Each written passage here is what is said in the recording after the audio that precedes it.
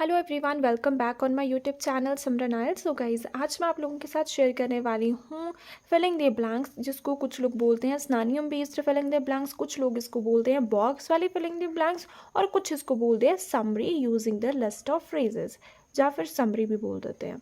I hope so आपको ये वाली वीडियो है अच्छे से समझ में आएगी। सो जिस भी बच्चे को इस टाइप में प्रॉब्लम है, इस वीडियो को ध्यान से एंड तक देख लेना। जो भी आपकी प्रॉब्लम होगी इस वीडियो के बाद है वो ख़त्म हो जाएगी, ठीक है।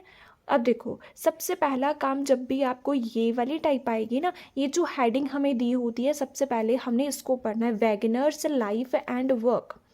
अब इसका क्या फ़ायदा हुआ, ये जो लिखा है ना वैगनर्स लाइफ एंड वर्क, मैंने सबसे पहले पैसेज में जाकर देखना है कौन से पैराग्राफ में वैगनर्स लाइफ एंड वर्क की बात की होगी। जिस पैराग्राफ में वैगनर्स लाइफ एंड वर्क मुझे लिखा हुआ मिलेगा ना, ये सभी क्वेश्चन मुझे उसी पैराग्राफ में लिखे हुए बेसिकली वो मिलेंगे।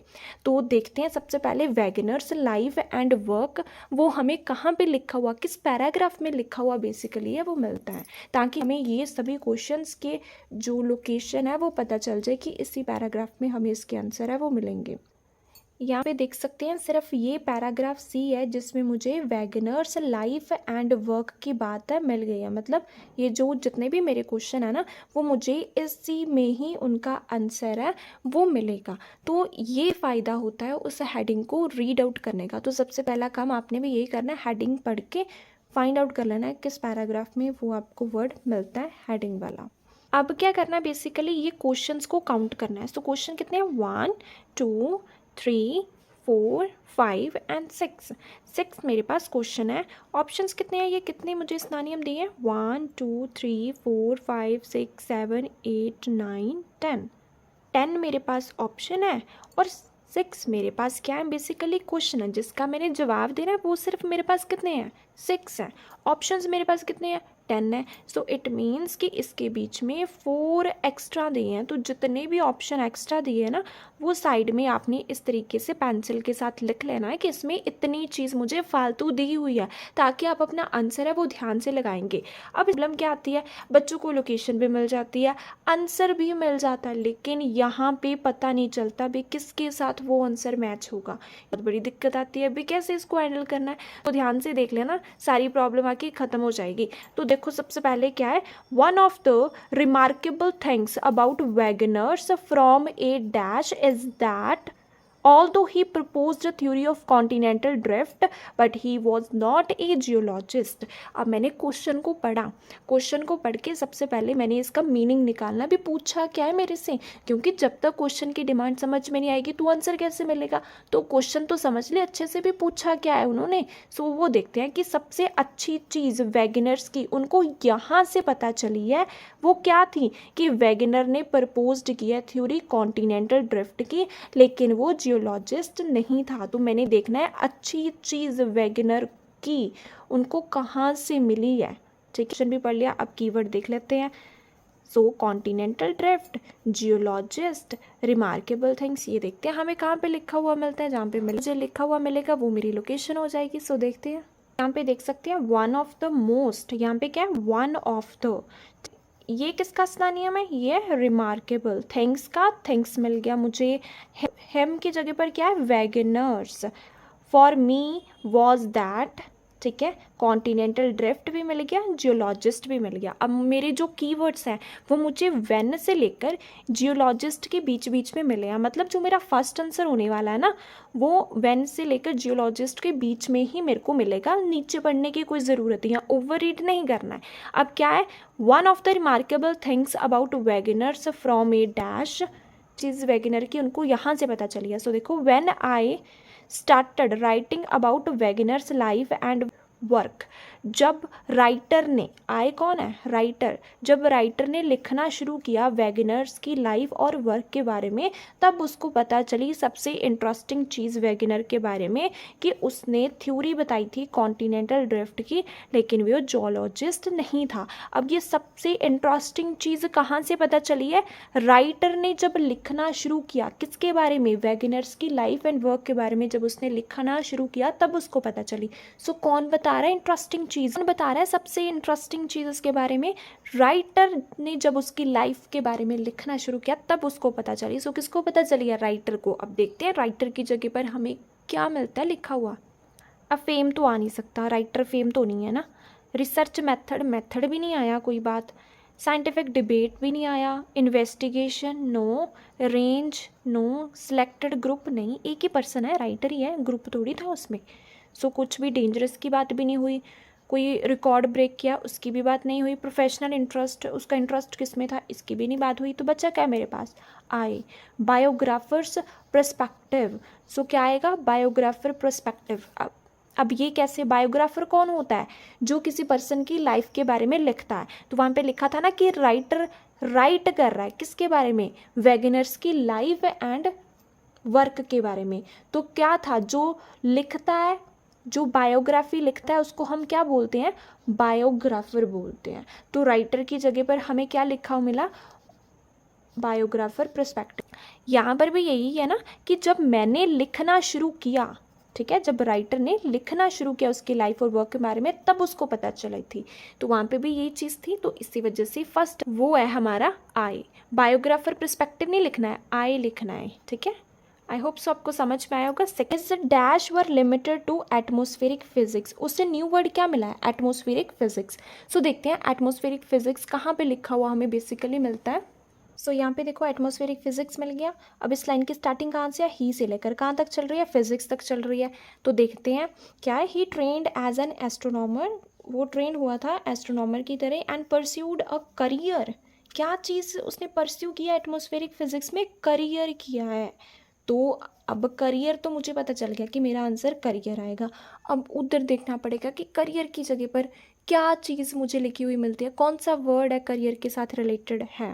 करियर मोडेस्ट फेम तो नहीं हो सकता, करियर फेम थोड़ी है। रिसर्च मेथड की कोई बात नहीं, डिबेट भी नहीं आया, इन्वेस्टिगेशन भी नहीं आया, range no, group no, dangerous no, कोई रिकॉर्ड ब्रेक किया नहीं। सो क्या है? प्रोफेशनल इंटरेस्ट, ठीक है। करियर क्या होता है? प्रोफेशन ही होता है, उसके बारे में बताया कि उसका इंटरेस्ट कैसा था। सो करियर की जगह पर मुझे कौन सा वर्ड मिला? प्रोफेशनल मिला है, ठीक है। तो दूसरे का आंसर बेसिकली क्या होगा यहाँ पे? वो होगा हमारा एफ।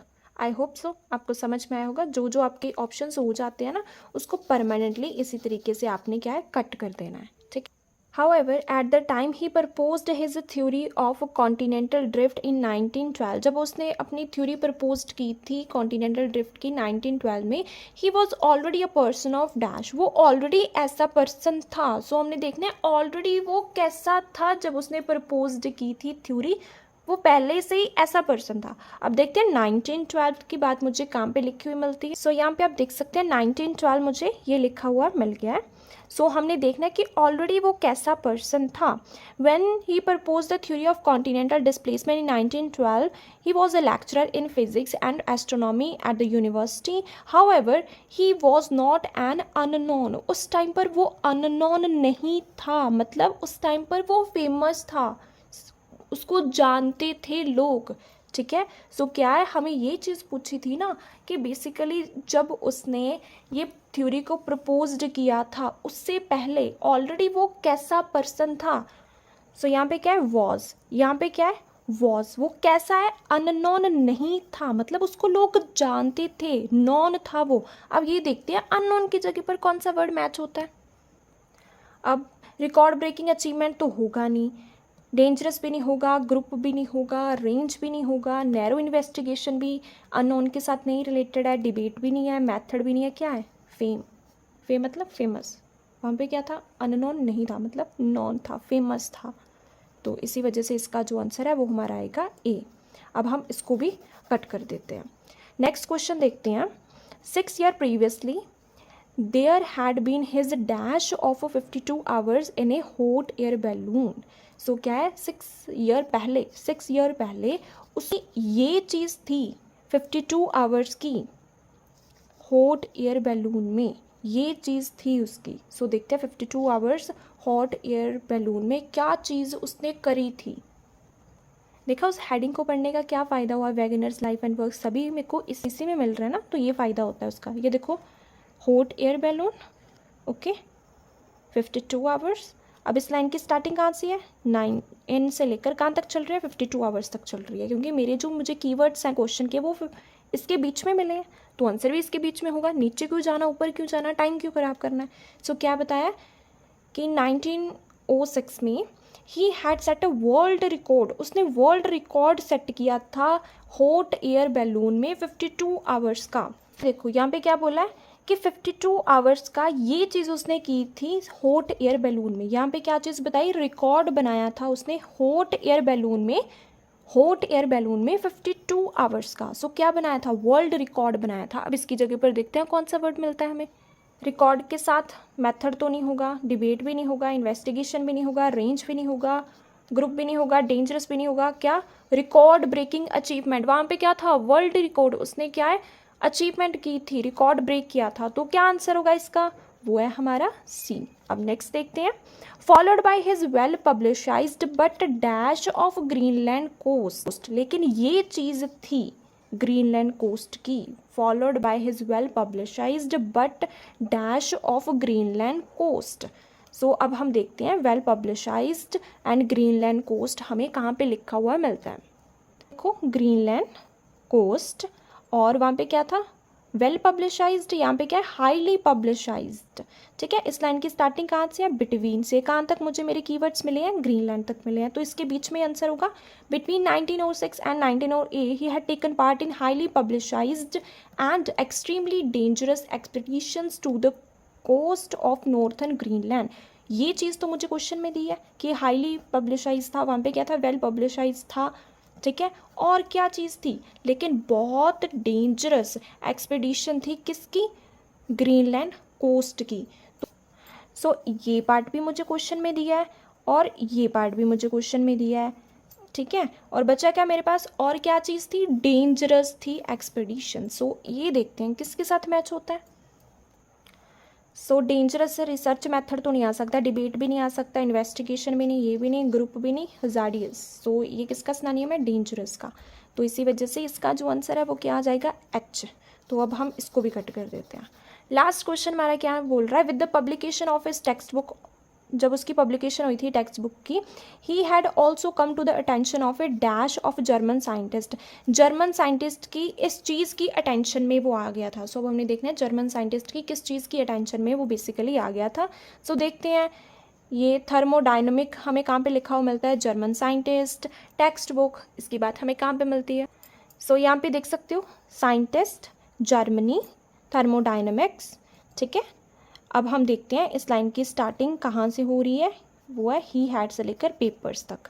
ठीक है, हमने क्या देखना है, जब मुझे मेरी लोकेशन मिल जाती है ना, एक बार क्वेश्चन को रिकॉल ज़रूर किया करो कि फाइंड आउट क्या चीज़ करनी है, कि वो जर्मन साइंटिस्ट की इस चीज़ की अटेंशन में आ चुका था। सो देखते हैं, ही had also made a name, उसने नेम बना लिया था खुद का, अमंग ए स्मॉल सर्कल, जो स्मॉल सर्कल था जर्मनी के साइंटिस्ट का, स्मॉल सर्कल था जर्मन के साइंटिस्ट का, उनके बीच में उसने क्या है, अपना नेम बना लिया था। यहाँ पे क्या है कि उसने अटेंशन जर्मन साइंटिस्ट की किस चीज़ में बनाई है, तो यहाँ पे बोला उसने नेम बनाया है जो स्मॉल सर्कल था जर्मनी के साइंटिस्ट का। सो जर्मन के साइंटिस्ट का क्या है, स्मॉल सर्कल है। अब ये स्मॉल सर्कल हम देखते हैं किसके साथ बेसिकली मैच होता है। यहाँ पे है अटेंशन, वहाँ पे है कि उसने नेम बना लिया था, किस में बनाया था, जर्मन साइंटिस्ट के स्मॉल सर्कल में। अब स्मॉल मेथड तो आ नहीं सकता, डिबेट भी नहीं आ सकता, इन्वेस्टिगेशन भी नहीं आ सकता स्मॉल सर्कल के साथ, वाइड वास्ट तो होता है ज़्यादा, वहाँ पे है स्मॉल, तो ये भी नहीं हो सकता। तो बच्चा क्या मेरे पास, सिलेक्टेड ग्रुप। ठीक है, तो इसका आंसर आ जाएगा बेसिकली वो है हमारा ई। आई होप सो गाइज आपको वीडियो अच्छी लगी होगी। सो अगर आपको वीडियो अच्छी लगी है तो चैनल को सब्सक्राइब और शेयर ज़रूर करना। ऑनलाइन क्लासेस के लिए इस नंबर के ऊपर टेक्स्ट कर सकते हो। Thank you so much for watching Simran IELTS.